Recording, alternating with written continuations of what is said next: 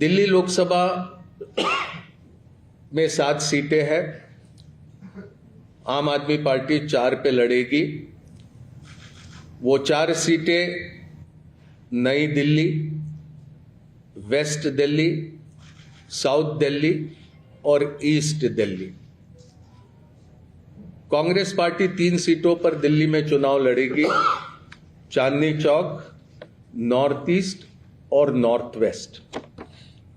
गुजरात में 26 लोकसभा सीटें हैं, 24 पर कांग्रेस लड़ेगी, 2 सीटों पर आम आदमी पार्टी के प्रत्याशी रहेंगे। भरूच लोकसभा और भावनगर लोकसभा की ये सीटें होगी। हरियाणा में 10 लोकसभा सीटों में से 9 सीटों पर भारतीय राष्ट्रीय कांग्रेस लड़ेगी और 1 सीट जो कुरुक्षेत्र की है वहां पर आम आदमी पार्टी के प्रत्याशी लड़ेंगे।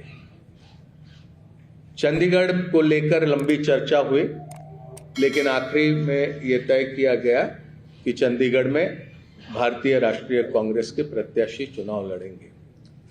गोवा में भी, खास करके दक्षिण गोवा में विस्तार से चर्चा हुई, लेकिन फिर यह तय किया गया कि गोवा की दोनों सीटें ये भारतीय राष्ट्रीय कांग्रेस पार्टी लड़ेंगी। तो संक्षेप में ये सीटों को लेकर ये जानकारी आपके समक्ष रखनी थी।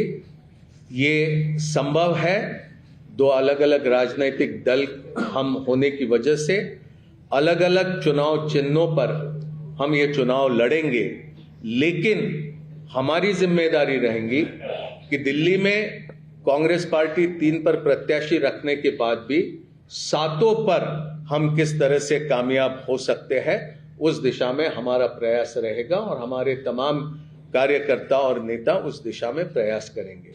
और इसी तरह की स्थिति सभी राज्यों में हम दोनों दलों के बीच में ही नहीं, तो इंडिया गठबंधन में जितने भी राजनीतिक दल है वो सभी तालमेल के साथ काम करते हुए अधिक से अधिक प्रत्याशियों को कामयाब करने की दिशा में प्रयास करेंगे।